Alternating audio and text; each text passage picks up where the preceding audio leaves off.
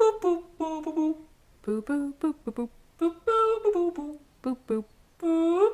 No, they'll never know. They just think it's all a joke. It's all a facade put together. Yeah. Okay. I see. That's what it is. Yeah. It's a metaphor, right? So Great Potato Famine was the sad day when the perkiness sagged. Oh no. No? Okay. All right. We'll see. We'll see Millions how I feel. Millions of people died. Millions of people died. We'll see how I feel when I edit it. I love being the editor. Yeah. I am uncomfortable with you being the editor uncomfortable? at times. Okay. Because I'll go back and listen. I'm like, oh God, no, he left that part in. Oh, he cut out my really funny joke. What the fuck? Oh, yeah. So at least we're back today. Yeah. Again. Yes. For the second time. Yeah. Part number 2. To be continued right now. Yes. Is the fitness. Yeah. Right? Fitting this in right there. Yeah, we're fitting it in part 2. Yep. So last week we talked about some of the science behind fitness, and today we'll be getting into more of the intake and body composition, how to control it, and some of the bro science that goes into it, and perhaps being vigilant for how to start your own exercise regimen and go out there and enjoy life and have fun and sweat a little. Yeah, not force yourself to do it and vomit and hate life and then give up immediately. Right. That's the thing that you don't want to do. Yes, exactly. So, Brittany, again, periodic roundtable. Did we say that last time? I don't know. Well, we're the periodic roundtable. You're Brittany. I'm Joel. Yeah, that's us. That's us. Yeah. All right. Let's get into it. Let's get into it indeed. Way in there. Okay. All right. So we're lifting, right? Okay. You're getting heavier. You're getting closer to those plateaus, Brittany. Yeah. You're getting stronger. Right? Right. What about all of the nutrition and the recovery that we need in order for our body to build it, right? So we have this little triangle of muscle and powerlifting. Right. Yeah. So not only do you need to worry about actually doing the exercises and actually sticking with it, training frequency, a huge important part of any kind of fitness is nutrition. So we can look at something known as a macronutrient balance. So macronutrients include protein, fats, and carbohydrates. And the Institute of Medicine recommends 45 to 65% of energy to come from carbohydrates, 10 to 35% from protein, and 20 to 35% from fat. So cutting out one group of macronutrients can have negative effects on your performance. So carbs are important for energy because they're broken down and stored as glycogen in the skeletal muscle, which comprises about 80%, the liver, which is about 14%, and in the blood as glucose as about 6%. And then protein is essential for muscle repair and building, and fat is needed for hormone regulation and hunger control. I see. So you gotta eat the fat. Delicious fats, like fishy fish or avocado. Yes. Or full fats, dairy. There's a lot of fats. So especially past several decades, there was a kind of a war on fat because of the sugar industry kind of pushing for, this is what is making people fat is fat. That's not really the case. We actually do need fat. Fat helps you remain full, and it helps your hormone regulation. So a lot of people will go out and buy products that are like fat-free. You don't want fat-free products because guess what they replace that fat with? Sugar. Really, you should be cutting out sugar. Yes, sugar is the devil, but yeah. Right. That should be an entirely different episode. Oh yeah, there will be an entirely different episode on the white devil, sugar. Not the lady of the 80s? What? That's also the white devil. Oh yeah, that's true. Yeah. Okay, well don't do cocaine or sugar. Listen, I like to eat my cocaine and snort my sugar. Don't tell me what to do. One day when you piss me off, Brittany, I'm just going to show up to your house with a line. As soon as you open the door, just look at you. I don't know how I'm going to handle that. I really don't. I think I might have to chain you to the wall like a werewolf.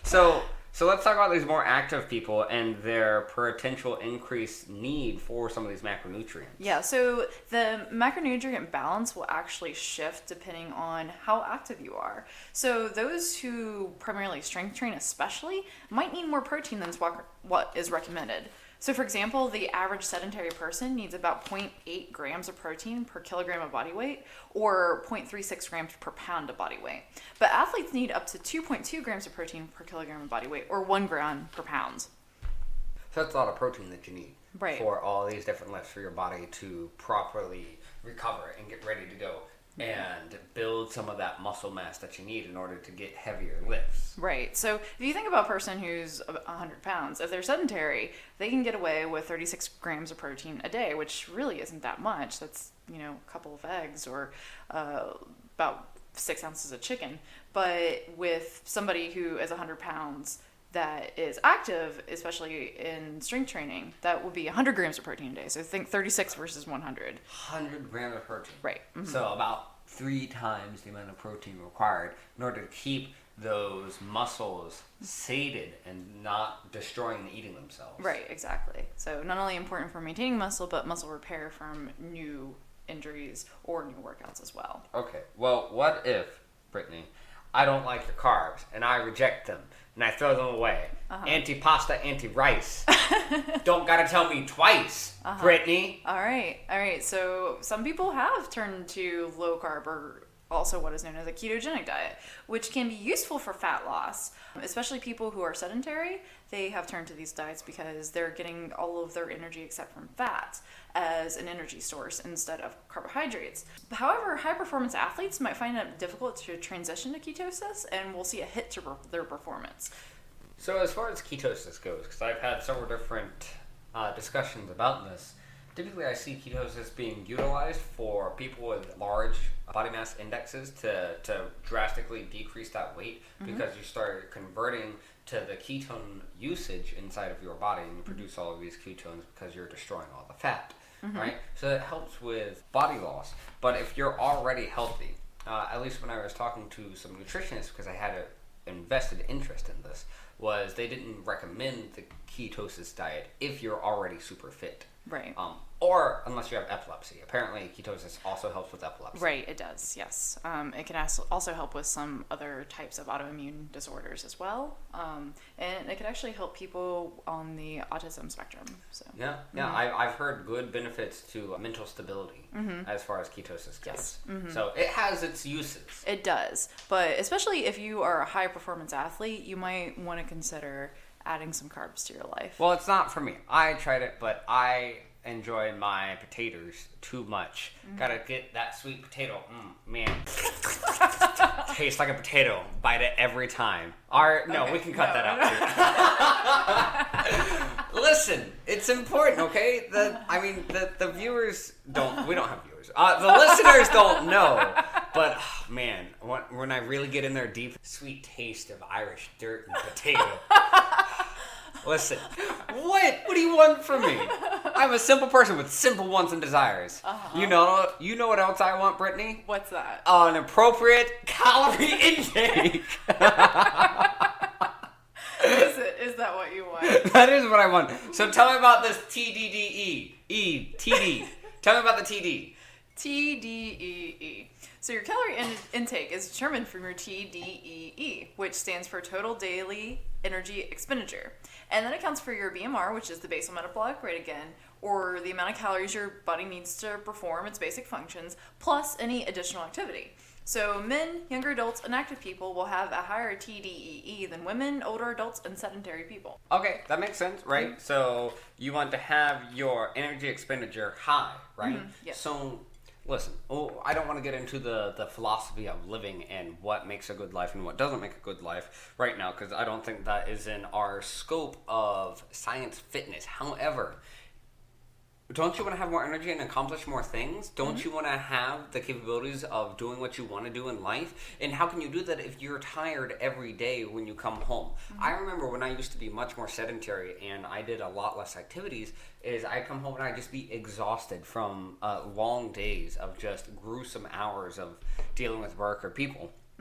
And when I started working out, I got even more tired because I was expending more energy. I was like, oh, this is miserable. I'm just tired all the time. But after sticking with it for a few weeks, I started noticing that my energy levels were increasing. And ever since then, I was just completely hooked to having that increase of energy, right? Yes. So if we increase our total daily energy expenditure, which I think a lot of people are trying to do by tracking their particular caloric expenditure, right? At that concert, you jumped like 12,000 steps at one concert. Wow. Yes. Yeah. So I ended up burning about 700 calories from about 3-ish hours of jumping around the pit. We want to increase that energy, right? So let's look at some of the caloric expenditures and some of the caloric intakes that we can control in order to increase that capability and our energy levels. Right. So if we're looking also at our TD in the sense of our body composition, we can look at that as well. So there's the idea that 1 pound of fat is equivalent to roughly 3,500 calories. Therefore, to lose a pound of fat a week, you must eat 500 calories less than your TDEE per day. And similarly, 1 pound of muscle is very, very roughly equivalent to about 2,000 calories. However, because muscle has this muscle protein synthesis process that it has to go through, and all these other factors that affect how muscle builds, eating a 2,000 calorie surplus won't necessarily translate to 1 pound of muscle gained per week, because there's so many different factors at play there. Okay, so your training frequency, the protein intake, the recovery, right? All of this kind of adds together how your muscles will build. But as far as fat goes, as long as you have that decrease just below your metabolic rate plus your daily expenditure, you can start decreasing your fat because your body is like, oh man, okay, I'm getting enough food, so I don't need to go into starvation mode. However, I'm not getting enough calories or energy in order to burn appropriately for this, so I'm going to start eating away some of the storage. Right. So, for example, if you will burn 2,500 calories a day just from your normal activities, if you are looking to lose fat, you just need to eat 2,000 calories a day instead, and you'll lose a pound of fat a week. Keep in mind, you'll also, especially if you are trying to lose weight for long periods of time, you'll start losing some muscle mass as well. So that's kind of an important balance, especially with people who are on this long process of losing a lot of fat. Right. Well, you got to rip everything off and start building onto that. Yes. Okay, so get your figure first, and then start molding the clay and slapping it on. Yes, essentially. So that's actually what I did. I used to be very, very heavy, so I lost fat over a period of a couple years. Got down to a really low amount of weight. So I went from 235 to 125. Lost a lot of muscle in that process. I was extremely weak. And then I started building it back on. So I put back on about 10 pounds of muscle following this. Wow. So putting it back on, right? One aspect that I think some people overlook, which is just as important for any type of workout regimen, is the recovery step. Right. Recovery is incredibly essential. So this allows time for the body to repair, glycogen to replenish, and it also gives your body enough time to adapt to the stress. And in addition, not getting enough sleep is detrimental as well. So it's detrimental to athletes because it increases cortisol, and that in turn will decrease the human growth hormone, which is active during tissue repair. That's important. Why do we produce cortisol? It seems, every time I read about it, it seems necessary, but completely useless in terms of any positive benefits we want to have. Well, evolutionarily, it used to be important when we had much more stressful lives. So, running after your food or running from something else, cortisol was important to keep you alive. It's that stress hormone. But now that we lead much, much different lives, it's nothing but detrimental to us. I'm always trying to return back to the primordial stage of just nothing but fight or flight. Just pure reptilian rage. And listen, eat or be eaten, okay? That's why I choose to eat my meat raw, okay? Really get in there. Hands and feet down. Just like the sweet potatoes. Oh my God. So, Brittany, you're a much angrier person than I am. Am I? Oh, without a doubt, you have much more rage, okay? Your rage is much more bubbly on the surface, right? My rage is on the inside. Buried deep down. Buried deep down, and I will snap a neck if I need to. One-handed behind them. Yeah. But you're constantly ready to create a mob and riot. I am constantly ready to riot. And so something that I've seen is you going into the gym and seeing all of these big broy people talking about all these important sciencey things and posting knowledge facts about fitness, right? Yeah. So let's get into some of the bro science. The bro science, yes. So this is something that kind of plagues a lot of fitness communities. Is a lot of these gym rats will come up with their own science behind why things work and why they don't work, and a lot of it's bullshit. So we're here to debunk it for you. So example of one of these things is protein and nutrient timing. And there's something that people have looked at called the anabolic window. And this is a term that's usually used in bodybuilding communities to describe the window of time in which nutrition immediately following a workout, which is about 30 minutes, can shift the body from a catabolic or breaking down state to an anabolic or building up state. So there are claims that certain intakes of protein and carbohydrates in this window can lead to significantly increased muscle mass. Okay, so this is something that they cite, but it sounds more anecdotal. Yeah, than exactly. anything else. Mm-hmm. Yeah, so what they're essentially saying is you go to the gym, you have a really hard workout, and within 30 minutes, you need to intake your protein or in your appropriate amounts of carbs, or you're not going to build your mass. So this is kind of something that they look at for optimization of their workouts. Currently, there's no scientific evidence that supports the existence of an anabolic window. There have been many studies done that have examined the effects of immediate nutrition intake following a workout on the muscle protein synthesis, or MPS. And they found that as long as you're not fasting, free amino acid circulation in the body allows one to get away with not ingesting protein immediately. So you typically always have these free amino acids floating around as long as you're not doing a really long fast in which all these amino acids have been depleted from your body. Right. So it's almost like you have a little alchemist floating around in your body, and it's just like pew, pew, pew, pew, pew. As long as it has the ingredients and the hedgehog that it needs in order to put the spell together, it can add it in. In this case, the hedgehog in this scenario is the amino acids. And there's enough around in the blood for it to create the protein synthesis that it needs in order to build onto the muscle, right? Yes. So, like you're saying, as long as you're not fasting, Yeah. the little alchemist can collect everything. Yes, exactly. Yeah, the alchemist and his yes. interesting ingredients, yes. Listen, it's an important aspect to synthesizing certain special objects. Okay. All right. Back in the day. Uh-huh. Listen, we haven't gone over medieval science, but that'll be another episode. That'll be another episode. It'll be another episode. I'm and you will learn of it. You how think important- I'm joking and I'm not. Yeah. This is like the Waffle House Index all over again. Which is a real thing. I never know when to believe you.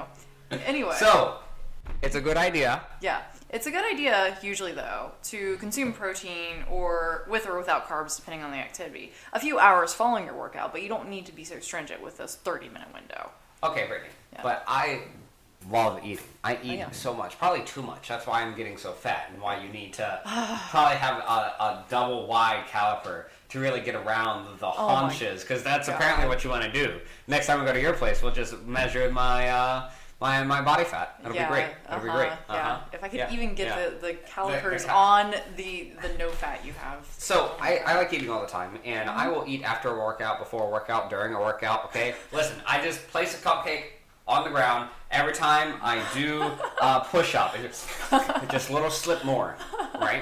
So, let's talk about the frequency of eating if we want to consider the bodybuilding and the strength building. Right. So, depending on the trend at the time, many fitness sources have touted beliefs that small, frequent meals or one large meal a day or intermittent fasting will have a positive effect on body composition and fat loss. And meal frequency has actually been found to have a negligible effect on fat loss or the thermic effect of food. So while free amino acids in the GI tract are important for muscle growth or retainment, or else the body will pull them from already established muscle, meal frequency on a daily scale doesn't really matter. Your body doesn't care about that 24-hour period when you're eating. As long as there's something there at some point, it'll pull what it needs. Well, biologically, that would make sense, right? So beforehand, our bodies never knew when it would get food or not. It constantly just had a free-floating storage of all of this ingredients in order to add it together. Right. So you don't necessarily...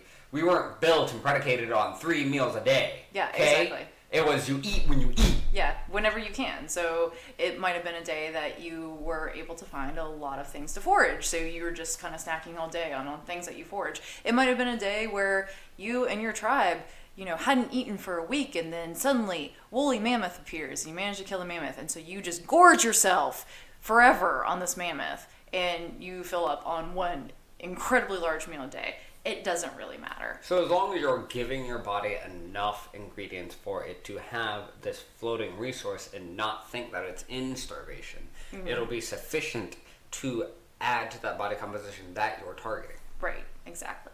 And going on to this whole timing thing, there's also this big prevailing myth that eating after 6 p.m. will lead to fat gain. And that is just a complete myth. In the end, what really matters is your macronutrient composition with a focus on protein and, most importantly, calorie balance. So you're telling me, when I talk to certain fitness people, they're like, oh no, you can't eat before you go to sleep. What about that? Yeah. So the only thing that might hurt is your digestion. You might have just the food sitting on your stomach instead of, actually going through. That's the only thing that really matters. It doesn't really matter if you eat after 6 p.m. or on your body composition. It has no effect. Right. Okay, that makes sense. Now, I have a question, right? So I have a couple of friends, and they're like, oh, man, Joel, I wish I could work out and be fit like you, but I just can't diet. I just hate feeling hungry. And when I'm hungry, I just get so angry. And every time I'm not eating, I get angry. When I'm angry, I get hungry. Right. So meal frequency actually does have an effect on hunger. For example, intermittent fasting can actually help those who are trying to lose weight eat less and handle hunger better. That's actually what I did when I started losing weight. I did intermittent fasting. So essentially what that is I skipped breakfast and I was hungry really, really bad up until lunch. And then I just had the 2 meals a day, lunch and dinner. But then you get used to it. And that just gives you less calories that you have to intake throughout the day. So intermittent fasting can help some people with their hunger. Fasting does have a positive effect on your hunger balance. It also has positive effects on inflammation, so it will actually reduce your inflammation, and you'll see a reduction in blood sugar levels and insulin resistance. Okay, so this goes back to what we were talking about in balancing your diet, is getting enough, say, fats in order to feel full for longer. Right. So if your goal is to lose weight and have that body composition to decrease the fat and increase the muscle, you might want to consider some foods that'll make you feel full for longer, also increasing the amount of fiber that you consume, healthy snacks such as nuts, in order to get the nut fats and the fiber in there, so that you're like, oh man, I don't feel hungry, therefore I'm not angry, and I don't need to eat more because of the anger, because I love to feed my anger. Yeah. So we have the frequency, we have the macronutrients, right? So what about, let's say, supplements that we take? Because my brother, for example, he loves working out, and he's pretty fit, but he has just this long library of just supplements that he takes in order to get this, and he, of course, says such positive aspects to it. What about those, Brittany? Okay, so one example of a supplement is creatine. So creatine is used by some athletes to increase their anaerobic performance by 5 to 15%. However, creatine supplementation can also lead to water retention, muscle cramps, upset stomach, and high blood pressure, and can actually have adverse effects on the renal system. So creatine is something that is touted a lot by the fitness community, and it does increase your anaerobic performance, that as it's been found. However, it has all these drawbacks as well, so you want to consider which would you prefer. Would you prefer that little bit of increase with all these negative effects, or do you just want to grin and bear it and just do it yourself? Well, it all depends, right? Yeah. What you want to add to your diet. One thing to consider, though, which I think isn't considered enough in the supplementary world, is the bioavailability, right? Exactly. So some people I know, they're just like, oh yeah, I want to get big and strong, and they just have globbles and globbles of whey protein that they add to their foods, right? But the thing is that your body's absorbance capabilities is only so much, so you're saturating the system, right? And then everything else just goes to excrement. Right. So you have to consider the bioavailability of what you're taking. Right. As well. And a lot of these supplements, they're not actually true on the label. So there's a lot of different protein powders that will say, oh, 1 scoop is 20 grams of protein. But when there have been tests done on a lot of these protein powders, they found that some of these are as little as 8 actual grams of protein that's in the protein powder. So you have to be careful when you select your supplements. Make sure that they're lab verified, especially. Right. I would agree. So one other thing, Brittany, that we can talk about is, like we were saying before, powerlifting. Even if you get that one heavy rep, Right. you're good to go. Yes. You're like, yes, I've made another personal record. I've gotten farther. I've gotten stronger. Mm-hmm. I can now slaughter a slightly bigger creature and consume its flesh. Yes, exactly. So there are some myths prevailing in the community about rep ranges. It's usually said that 1 to 8 reps is for strength, 8 to 12 is for muscle building, and 12 to 20 or even more is for endurance. That's the common guidelines. But, however, some communities are so dead set on these rules that they'll often ignore other rep ranges in favor of their goals. So, for example, if you're a bodybuilder, you might ignore these 1 to 8 rep ranges because you're focused on building the muscle, and might ignore the more endurance type rep ranges if you're a power lifter looking for that strength. However, studies have shown that a low load, high volume resistance exercise is more effective in inducing acute muscle anabolism than a high load, low volume exercise. Really? Mm-hmm. That's impressive. So what you should do is vary what your rep ranges are in order to get the wide variety of strength that you want. Yes. You, no matter what your goal, you do want to have that variation because you want to maximize your progress as much as possible. So, for example, I do powerlifting and I'm usually going for that 1 rep max, but I also will do a lot of sets of high reps with lower weights. So I can not only build some muscle, but I can work on muscle endurance as well. Got to get that core. Yeah, core strength. Most important. So, Brittany, some of the athletic people I'll talk to, they talk about wanting to avoid cardio so that they can just build all the muscle. Yes, so you might hear the phrase, cardio kills gains. So many bodybuilders refuse to do cardio exercises and fear that they will self-cannibalize muscle due to caloric deficits. However, aerobic exercise is important not only for reducing fat mass, but also to keep the cardiovascular system healthy and inflammation low. And studies have shown that a combination of cardio and strength increases your lean body mass and decreases the fat mass. So you think of bodybuilders, they have that really low fat mass and really high muscle mass. So it's actually really important if that's something that you're into. So you can increase your vascularity, you increase your aesthetics as well.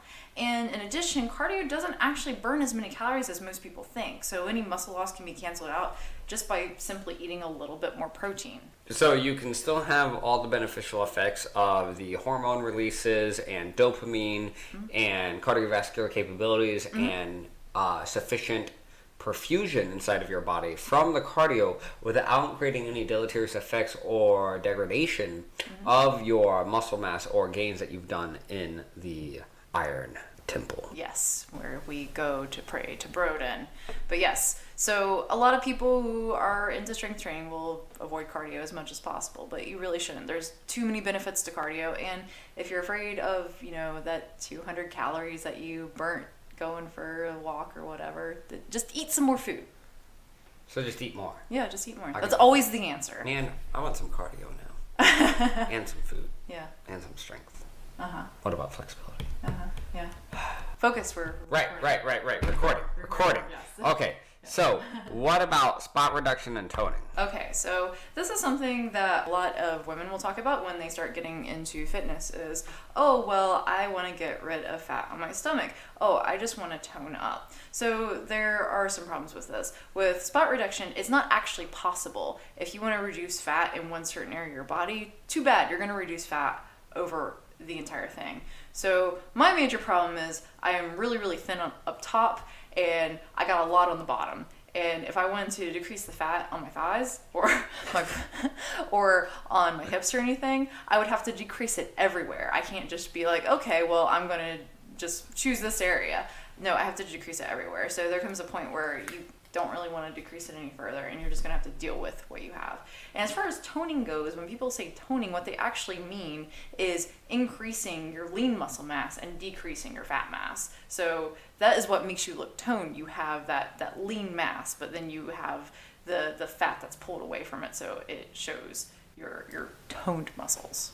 Okay, so we have to reduce everything overall, and that'll reduce the fatness in a particular area, but it will reduce the fat in all areas, and then that increases the tone, right? So, let's say, Brittany, because I am so fat. Oh, shut up. So okay, yeah, sure. feeble. You're fat. No, don't agree with me! Anyways, so let's say that I am new to working out, or, is I've been lazy, lethargic, or I just haven't had time, and I'm tired. How do I get started, Brittany? How do I venture into this world of fitness, since there's so many things out there? There's a lot of things out there. And unfortunately, a lot of them will promise results in very short periods of time. So you might see, oh yeah, this is a 30-day challenge and it will give you X results.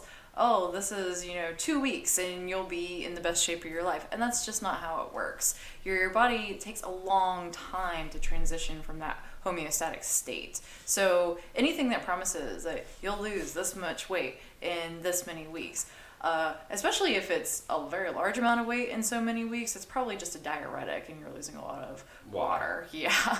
A lot of things they'll talk about, oh, you'll build up this much muscle in this amount of weeks.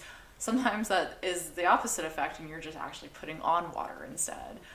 So you can't get results in this short amount of time. There's a lot of promises out there. Honestly, just ignore all of these trends and all these Instagram influencers and all of these programs and just work on what makes the most sense as humans. We are meant to move around and we're meant to, lift things. So just start with walking, just start with doing light weights. You don't need these fancy expensive programs or all these extra supplementations just to get started. So eat right and move around. I will say, if it's difficult for you to get excited about something, you probably won't keep it around for a long time. Yes. So you have to find a workout regimen that fits you, something that makes you excited to go do, whether that is lifting weights, running, cycling, playing racquetball, whatever it is. Find a sport, find an activity that burns calories and it makes you excited. Yes. So if it's something that you are trying to do and you're just really not into it, a lot of people really, really hate running. Don't force yourself to run. There's lots of cardio activities that are a lot of fun for a lot of people. Some people really love dancing. So that's a great fun cardio activity. A lot of people really love swimming and hiking. There's a lot of different things that you can do to move your body that doesn't necessarily something that you hate doing. You'll never stick with it if you hate it. Right. So most people I know have enough resolve to where they can do something for a few weeks to a few months if they don't like it. But to keep it in perpetuum, you're not going to be able to do that unless you find some enjoyment from it. Exactly. So find what you enjoy. Find that you enjoy being fit. Find that you enjoy having increased energy levels and go out and do it. Yeah. And that thing that you enjoy should not be World of Warcraft marathons. That doesn't count as No. fitness. No, it doesn't. Listen, round is a shape, but that's not the shape you want. Exactly. With that, Brittany, I think that concludes our rather lengthy discussion of fitness. Yeah, well, we're really into fitness. We could talk about it forever, I feel like, so. Well, we need to cut it off here. Otherwise, we're just going to have a series as long or longer than the climate change, and I feel like that one deserves more time than fitness. Fitness. Yeah, yes, the climate yes, change series yes, definitely yes. deserved the 3 episodes. The 3 episodes, right? Hopefully this one's a little bit happier for people, a little bit lighthearted. Yeah, not about the doom and gloom of the world ending, all the animals we're killing and the people that we're, cutting off from resources and towns going underwater. And, I digress, yeah. Any of those. Yeah. So, I'm glad that you have finally gotten fit, Brittany, over your long stint of not being fit. Yeah. And I'm glad I'm finally fit. And you know what I would love to hear, Brittany? What's up? Is for anyone that's interested or has been interested in exercising and fitness to share with us their either stories or the sports that they enjoy that make them excited and happy to be fit. Yeah, that would be great. And they should do that. They should do that. There are multiple ways that they're able to do that. They can either do that on our social media. So we're on Facebook, Instagram, and Twitter under PRTcast. You can also email us at prtcast@gmail.com. Yes. What else? What else? Oh, well, we also are continuing to beg for money. Not a single person has donated yet. But you know what? We'll continue begging anyway, and we'll cry and plead and beg. So if you want to donate to our Patreon is at PRTcast. donators will clearly get gifts. I'll make sure they get gifts. Joel will repay in any way possible. Yeah. So with that, Brittany, what will be next week's episode? You know what? I didn't write the outline this time, so I don't know what next week's episode is. Next week, Brittany, we're talking about all of the important little critters that we don't always pay attention to, right? So one of the creatures that keeps us alive by providing pollen to a whole bunch of plants for us to eat and consume things and make sweet, sweet, delicious slathering gooiness across our face. Not the kind that we find before church down there in North Carolina, but the kind that's inside of these combs, and they're delicious. Brittany, you remember eating honeycomb? Oh, yeah. Was it good? It was so good.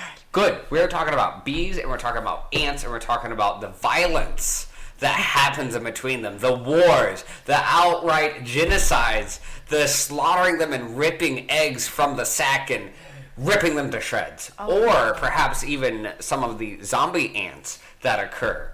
Or some of the pirate ants. Or... What? Pirate ants? Well, you have to listen. Yeah. You have to tune in next week to find out. I have to listen? All right. I mean, you have to listen to me.